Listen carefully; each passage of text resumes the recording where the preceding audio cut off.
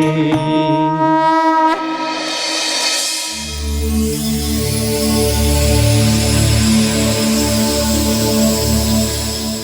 सूत जी, आपके द्वारा रुद्र अवतार की कथा सुनकर तो हमारा जीवन धन्य हो गया। अतएव आपसे निवेदन है कि प्रभु हनुमान की पाप नाशिनी एवं महिमा के विषय में हमें और भी विस्तार से बताएं। हे सोनक जी, हे ऋषियों, मैं आपको रुद्र अवतार के नवनिधियों को प्राप्त करने की कथा सुना रहा हूँ कि किस प्रकार प्रभु ने संसार के कल्याण हेतु कच्छप निधि से प्रारंभ कर शंख निधि, गौ निधि, रत्न निधि, स्वास्थ्य निधि समेत कुल 5 निधियों को प्राप्त कर चुके हैं। और अब मैं रुद्र अवतार प्रभु हनुमान द्वारा संतान निधि के निर्माण की कथा सुना रहा हूँ। भगवान, क्या यह संभव है? क्या जिसके भाग्य में संतान ना हो उसे संतान की प्राप्ति हो सकती है? अवश्य हो सकती है। पितरों की कृपा से ही मनुष्य का वंश आगे बढ़ता है।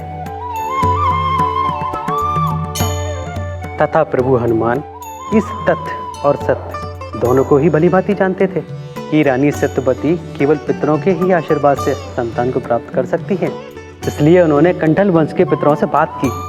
उन्होंने अपने ही वंश में पुनः जन्म लेने का निवेदन किया और इस प्रकार पितरों के आशीर्वाद से रानी सत्यवती ने गर्भ धारण किया। किंतु भगवान, उस दावानल का क्या हुआ? वो तो शुक्राचार्य से शक्ति प्राप्त कर पितृलोक को विजित करने निकला था। हे ऋषि सोनक, दावानल पितृलोक पहुंचकर आर्यमा सहित सभी आत्माओं को अपना बंदी बनाने ही वाला था कि तभी वहां संकट मोचन रुद्र अवतार पहुंच गए। सर्वप्रथम उन्होंने दावानल को समझाने का प्रयास किया, किंतु अहंकार में चूर दावानल ने जब उनकी नहीं सुनी तो प्रभु हनुमान ने उसका अंत कर दिया। दावानल की पराजय तथा अंत सुनकर शुक्राचार्य अत्यंत क्रोधित हुए। प्रभु, एक बार पुनः मेरे साथ अधर्म हुआ है। हमारे असुर पुत्रों के साथ अन्याय हुआ है। प्रभु रुद्रावतार, आपने दावानल का अंत नहीं किया, किंतु पुनः एक बार असुरों की शक्ति और उनके आत्मसम्मान का अंत किया है, मर्दन किया है उनका, जो कि सर्वथा अनुचित है। प्रभु, अनुचित है। असुर गुरु शुक्राचार्य, आपका ये क्रोध व्यर्थ एवं अकारण है। मैंने तो केवल वही किया है जो धर्म की रक्षा हेतु आवश्यक था। चाहे वो ये था कि आप धर्म की स्थापना में देवताओं का साथ देते, किंतु इसके विपरीत आप उनका साथ दे रहे हैं। जिन अधर्मी अत्याचारी असुरों का अंत निश्चित है। नहीं रुद्रावतार, अधर्मी असुर नहीं, सुर है। उन्होंने असुरों के साथ छल किया है, मेरे साथ छल किया है। मुझे उपेक्षित करके उस मूल बृहस्पति को देवगुरु नियुक्त किया जाना क्या मेरे प्रति छल का प्रमाण नहीं? इसलिए मैं भृगुपुत्र शुक्राचार्य उन अधर्मी अभिमानी देवताओं से अपना प्रतिशोध अवश्य लूंगा, अवश्य। दैत्य गुरु, अपने प्रतिशोध की प्रचंड अग्नि में आप नीति, व्यवस्था तथा धर्म सबका होम कर रहे हैं। आप जैसे महान ऋषि को ये शोभा नहीं देता।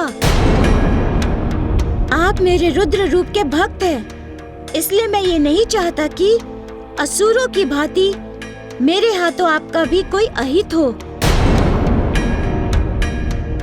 अतएव आपसे मेरा निवेदन है कि आप इस अधर्म के मार्ग को त्याग दें तथा धर्म की स्थापना में देवताओं का सहयोग करें। नहीं, कदापि नहीं। अब मेरे लिए हित अनहित, धर्म अधर्म कुछ भी नहीं बचा है। अब तो मेरे जीवन का एक ही उद्देश्य है प्रभु, उन दंभी देवताओं को दंड देना और उस बृहस्पति का नाश करना जो मुझसे योग्य ना होते हुए भी मेरे स्थान पर देवताओं का गुरु बनकर बैठा है। क्षमा करें प्रभु, क्षमा करें। अब मेरी क्रोधाग्नि से आप भी उन्हें बचा नहीं पाएंगे, नहीं बचा पाएंगे आप।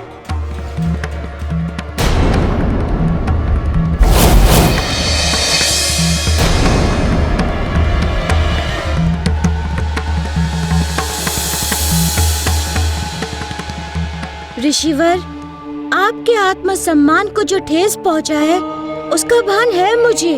आप तो बधाई के पात्र हैं, क्योंकि आपके प्रतिशोध के कारण ही तो संतान निधि का निर्माण हुआ है। मेरी तो यही कामना है दैत्य गुरु, कि आपका ज्ञान धर्म के विनाश के स्थान पर धर्म की रक्षा एवं स्थापना के लिए प्रयुक्त हो। ऋषियों, दावा नल का अंत कर देवताओं के आग्रह पर रुद्र अवतार ने सभी प्राणियों के अंश से संतान निधि की स्थापना की। भगवान, क्या अब सभी प्राणियों की जन्म की व्यवस्था संतान निधि के अधीन हो गई है, तो भी वह अपने कर्मों से संतान प्राप्ति के योग्य हो सकता है? हाँ ऋषि सोनक, प्रभु हनुमान ने संतान निधि को वो अधिकार दिया है कि न केवल प्राणी अपने भाग्य से अपितु धर्म युक्त कारण एवं आचरण से भी संतान की इच्छा होने पर संतान प्राप्ति का अधिकार हो सकता है, तथा जो भी शुद्ध मन से प्रभु हनुमान की भक्ति करेगा उस पर संतान निधि की विशेष कृपा होगी। भगवान, तत्पश्चात भगवान हनुमान ने किस निधि को प्राप्त किया? हे शौनक जी, अब अगली निधि का निर्धारण माता लक्ष्मी को करना है, क्योंकि वही अष्ट सिद्धियों और नवनिधियों की अधिष्ठात्री देवी हैं।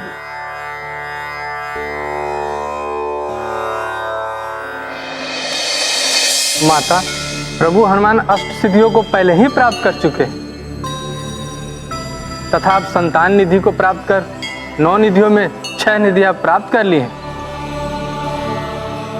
परंतु माता, अब वो निधि कौन सी है जिसे प्रभु हनुमान को प्राप्त करना होगा? माता रक्षा कीजिए, माता अब रक्षा कीजिए, मेरी रक्षा कीजिए माता। माता रक्षा कीजिए, माता अब रक्षा कीजिए, मेरी रक्षा कीजिए माता। ऋषि अंगिरा, आपको क्या हुआ है? माता, मैं बहुत कष्ट में हूँ, ये ताप मुझसे सहन नहीं हो पा रहा माता। हे सप्तऋषियों में अग्रिम ऋषि अंगिरा, किंतु आपको हुआ क्या है? माता, मुझे नहीं पता मुझे क्या हो रहा है, किंतु प्रतीत ऐसा हो रहा है जैसे संपूर्ण शरीर किसी ताप से झुलस रहा है। मन करता है मैं इस शरीर का अंत कर दूं माता, किंतु सप्तऋषि होने के कारण यह भी संभव नहीं है माँ। मेरी रक्षा कीजिए माता, मेरी रक्षा कीजिए। ना जाने किस पाप का फल है ये माँ।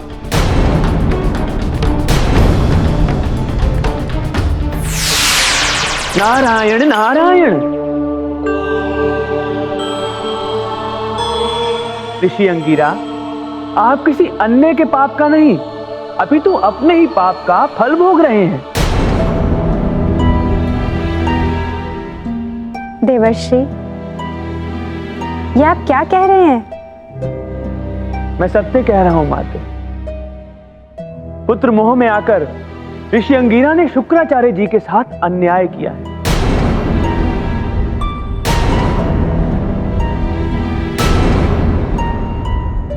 इनके छल के कारण ही शुक्राचार्य जी के स्थान पर ऋषि बृहस्पति देव गुरु नियुक्त हुए।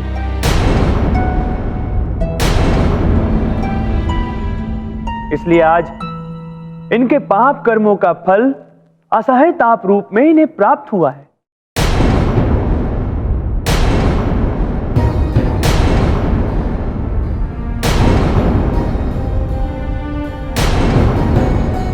इसलिए आज इनके पाप कर्मों का फल असहाय ताप रूप में इन्हें प्राप्त हुआ है।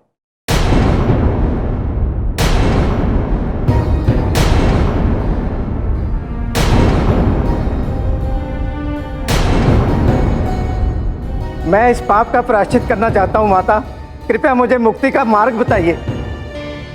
ऋषिवर, प्रायश्चित के 3 मार्ग हैं: दान, कर्म तथा श्रवण। राजा आदि अपने पापों का प्रायश्चित दान से करते हैं तथा सांसारिक प्राणी हवन पूजन से अपने पापों का प्रायश्चित करते हैं। आप एक ऋषि हैं और आपका पाप आपके मन से जुड़ा है, अतएव आपका प्रायश्चित श्रवण के द्वारा ही संभव है।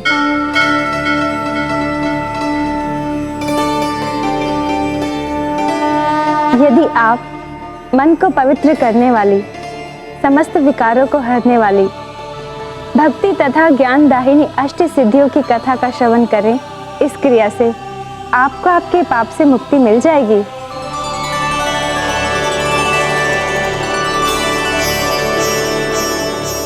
कौन सुनाएगा मुझे ये कथा माता?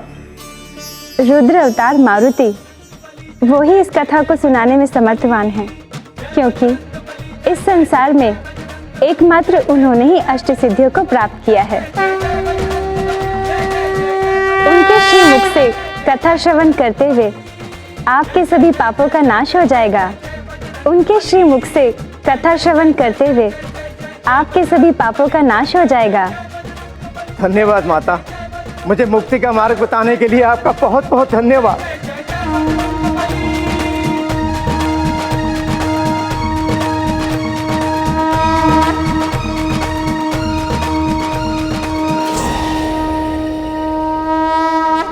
श्री राम राम राम, श्री राम राम राम, श्री राम राम राम, मेरे राम, श्री राम राम राम, श्री राम राम राम, श्री राम राम राम। हे रुद्र अवतार, हे पवन पुत्र हनुमान, मुझ पर दया कीजिए प्रभु, मुझ पर दया कीजिए प्रभु।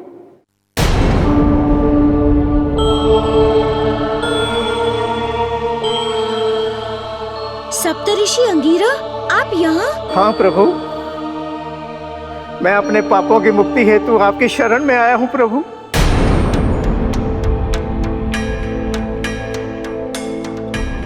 पाप मुक्ति, शरण? आपका आशय क्या है ऋषि अंगीरा? बात क्या है? प्रभु, पुत्र मोह के कारण मेरे किए गए पाप से मेरा उद्धार कीजिए प्रभु। किंतु मैं कैसे कर सकता हूँ उद्धार ऋषिवर? अपने श्रीमुख से पाप विनाशनी अष्ट सिद्धियों की कथा सुनाकर प्रभु। मैं उन्हीं अष्ट सिद्धियों को प्राप्त करने की कथा सुनने के लिए आपके पास आया हूँ।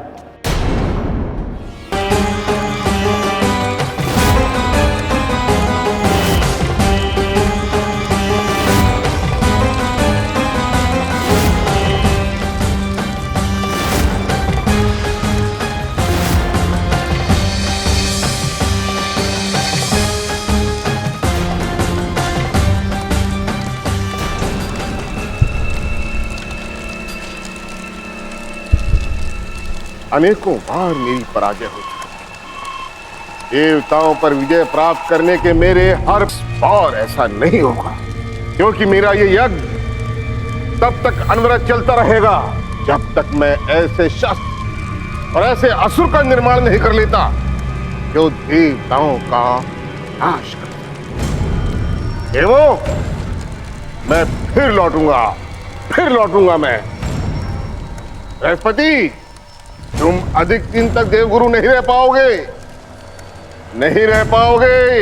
अहम।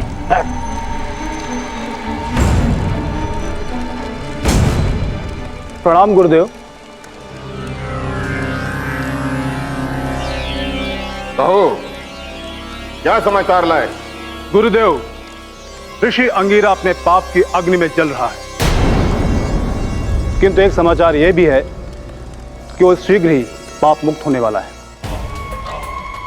क्योंकि वो रुद्र अवतार से अष्ट सिद्धि प्राप्त करने की कथा का श्रवण करने जा रहा है।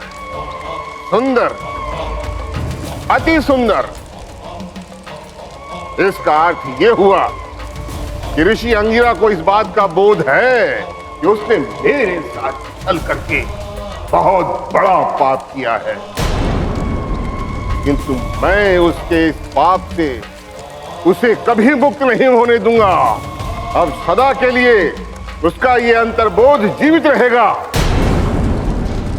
और पाप भी, पाप भी। जो आज्ञा गुरुदेव।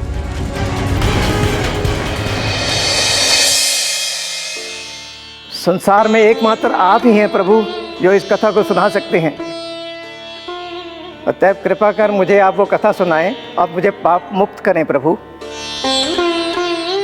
शरणागत हूं प्रभु, शरणागत हूं।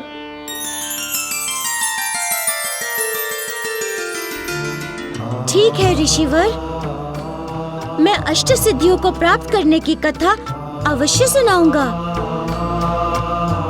किंतु वो कथा केवल ब्रह्म मुहूर्त में ही कही जा सकती है तथा श्रवण से पूर्व सूर्योदय से पहले स्नान करके पवित्र होकर कथा सुनने का संकल्प करना होगा। प्रभु मैं कथा सुनने हेतु कठिन से कठिन संकल्प लेने और उसके पालन हेतु तैयार हूँ। तो ठीक है, कल प्रातःकाल ब्रह्म मुहूर्त।